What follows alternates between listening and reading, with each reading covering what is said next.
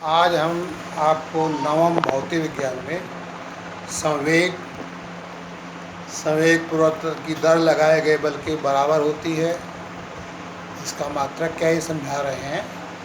इसको आप ध्यान से अगर देखें तो समझ में आएगा। अब कोई वस्तु है, वस्तु अगर मान लो गतिशील है ना, तो गतिशील को अगर स्थिर करना है, स्थिर को गतिशील करना है, तो जो हम बल लगाते हैं उसके द्रव्यमान और वेग दोनों पर निर्भर करती है। तो अगर आप संवेग को परिभाषित करें तो संवेग बराबर होता है, संवेग बराबर द्रव्यमान गुणे वेग। अब जैसे इसको और स्पष्ट करें, जैसे आप कैरम घर में खेलते हैं तो एक मान लीजिए छोटी गोटी है, एक बड़ी गोटी है, तो जब आप बल लगाते हैं तो जो बल लगाएंगे तो छोटी जो गोटी हो वह अधिक वेग से गतिशील हो जाएगी, तेज़ी से। जो बड़ी है वो कम वेग से गतिशील होगी, क्योंकि ये द्रव्यमान जिसका ज़्यादा है, द्रव्यमान जिसका कम है, तो उसमें अलग अलग वेग लगेगा। तो अब ये संवेग जो होता है, मोमेंटम, द्रव्यमान और वेग के गुणनफल के बराबर होता है। ठीक है। अब इसका अगर मात्रक हम निकालें तो यहाँ द्रव्यमान का मात्रक गुणे वेग का मात्रक, यहाँ द्रव्यमान का मात्रक और गुणे वेग का मात्रक। आपने मात्रक पढ़ा है, द्रव्यमान का मात्रक एम के पद्धति में निकालें तो ये किलोग्राम हो जाएगा, किलोग्राम, गुणे वेग का होगा मीटर प्रति सेकेंड। ठीक है। तो ये आपका किलोग्राम मीटर प्रति सेकेंड एम के पद्धति मात्रक हो। किस पद्धति में हुआ? एम के पद्धति। इसको अगर सीजीएस में निकालें तो ग्राम सेंटीमीटर प्रति सेकेंड होगा, इसी डाइन सेकेंड भी कह सकते हैं, इसको हम न्यूटन सेकेंड भी कह सकते हैं। तो ये आपका संवेग क्या हुआ? द्रव्यमान और वेग के गुणनफल को संवेग कहते हैं। अब हम अगर निकालें, अगला एक छोटा डेरिवेशन परीक्षा में पूछा जाता है, सिद्ध कीजिए संवेग परिवर्तन की दर, संवेग परिवर्तन की दर लगाए गए बल के बराबर होती है, बल के बराबर होती है। इसको हमको प्रूव करना है, छोटा डेरिवेशन देना है।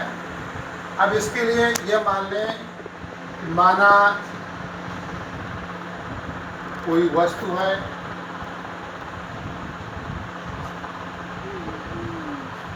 जिसका द्रव्यमान क्या मान लें हम? द्रव्यमान को हम m मानते हैं, जिसका द्रव्यमान m, द्रव्यमान क्या मान लें? m। ठीक है। अब इसका हम प्रारंभ जो बल लगाए हम F बल लगाते थे, F बल लगाते हैं, लगाने पर इसका जो प्रारंभिक वेग है, प्रारंभिक वेग, इसका प्रारंभिक वेग को हम u मान लें तथा अंतिम वेग को क्या मान लें? अंतिम वेग को v मान लें। अब इसको हम पहले निकालें प्रारंभिक संवेग। प्रारंभिक संवेग निकालने के लिए प्रारंभिक संवेग को हम P1 भी ले सकते हैं। P1 बराबर प्रारंभिक वेग गुणे P बराबर mv, आपको जाएगा ना, P बराबर mv। इस संवेग को P कहते हैं m गुणे v। तो यहाँ पर द्रव्यमान क्या माना हमने? m। जो प्रारंभिक वेग है इसको P1 मान लें, तो यहाँ m तो वही रहेगा, प्रारंभिक तो मान क्या हो जाएगा? u, जो हो गया प्रारंभिक वेग। अब आपको अगर अंतिम संवेग निकालना है, अंतिम संवेग को हम P2 मान लें, तो यहाँ द्रव्यमान तो वही रहेगा, अंतिम वेग आपने क्या माना? अंतिम वेग आपने v माना। ये प्रारंभिक संवेग हो गया, ये अंतिम संवेग हो गया। अब हम निकालना है संवेग परिवर्तन। जब हम संवेग परिवर्तन निकालेंगे, संवेग परिवर्तन को सांकेतिक भाषा में हम डेल्टा पी कहेंगे। क्या कहेंगे? Delta P. अंतिम संवेग में प्रारंभिक संवेग को घटा देंगे तो हो जाएगा P2 माइनस P1। अब देखिए आप P2 का मान रखें, P1 का मान रखें, ये हो जाएगा डेल्टा P बराबर P2 का मान कितना है m गुणे v, m v है, और P1 कितना है mu, इसमें हम m कॉमन निकालेंगे। डेल्टा P बराबर m जब कॉमन निकालेंगे तो आएगा v माइनस u। अब इसके दोनों पक्षों में हम डेल्टा T का भाग दे रहे हैं। क्या कर रहे हैं, बाएं पक्ष है, दाएं पक्ष है, इसके दोनों पक्षों में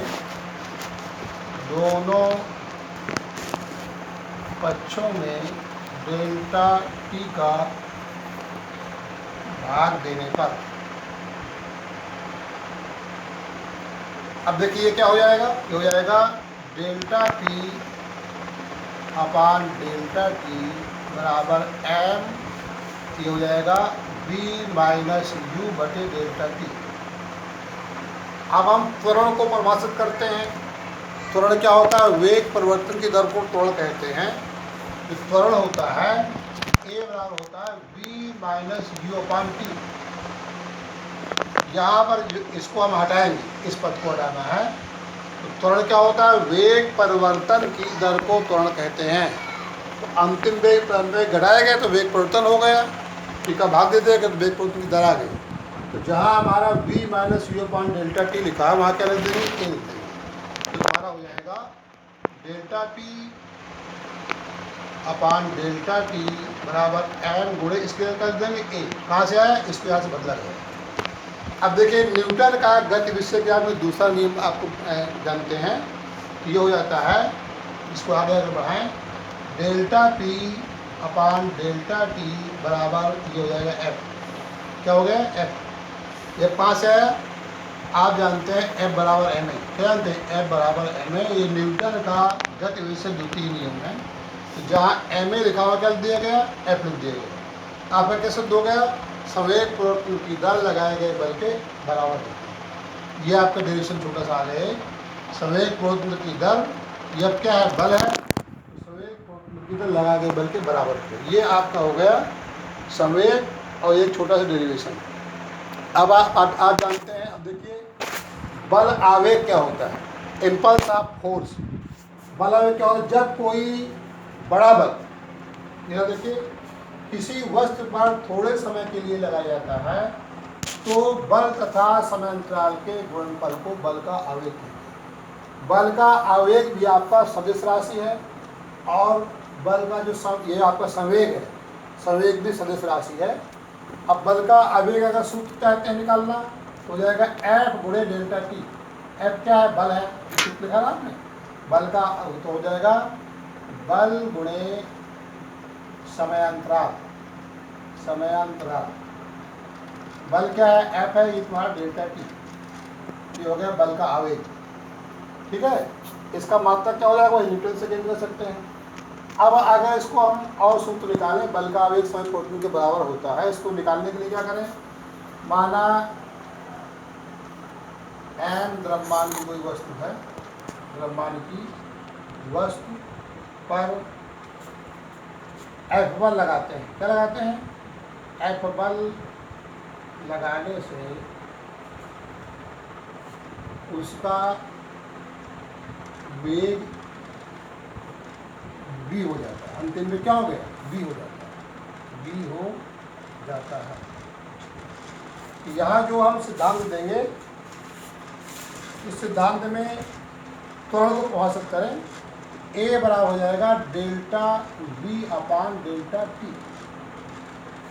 जो हम यंत्र द्रव्यमान की वस्तु पर F बल लगाते हैं बहुत कम समय के लिए, अर्थात डेल्टा टी समय के लिए लगाते हैं, ये आपका a बराबर delta v upon delta T आ गया। ठीक है, माना m द्रव्यमान की वस्तु पर F बल लगाने को इसका वेग v हो जाता है। कितने समय के लिए लगाते हैं, डेल्टा टी समय के लिए, डेल्टा टी समय के लिए लगाते हैं बल हम। ये आपका a बराबर delta v upon delta T आ गया। अब इसमें हम जो सिद्धांत देंगे, तो अब आप जानते हैं न्यूटन का नियम क्या है हमारा, F बराबर ma। F बराबर आप ma जानते हैं, यहाँ ए को हम हटा रहे हैं इससे, एफ बराबर हो जाएगा एम गुणे delta V upon delta T. अब देखिए इसका हम कर रही हुआ करते हैं, ठीक है। तो जाएगा एफ इंटू डेल्टा टी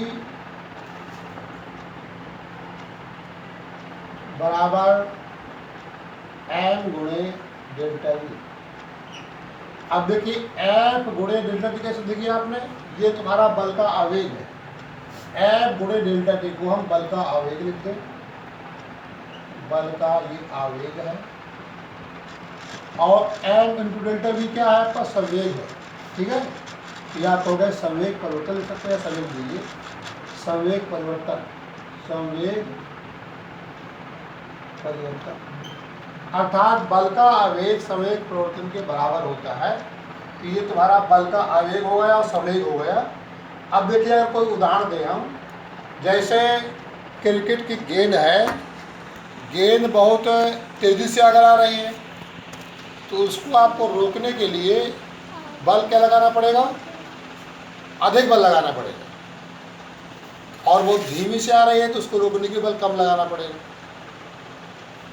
तो इसमें जो बल का आवेग है ये इसके संवेग परिवर्तन के बराबर होता है। जैसे हम अखाड़े में कूदते हैं, कुश्ती लड़ते हैं, तो उसमें मिट्टी भर जाती है, पोली मिट्टी क्यों भर जाती है कि जब अगर हम कूदते हैं तो हमारा संवेग तुरंत जीरो हो जाएगा, तो हमें शरीर में चोट लग जाएगी।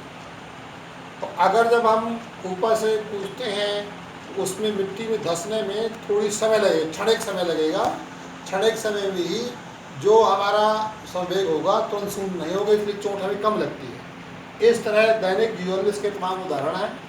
ये बल क्या है, बल का आवेग क्या है, संवेग क्या है, इनकी मात्रा क्या है, ये आप सीखिए और फिर आपको आगे रिटर्न में बताया जाएगा।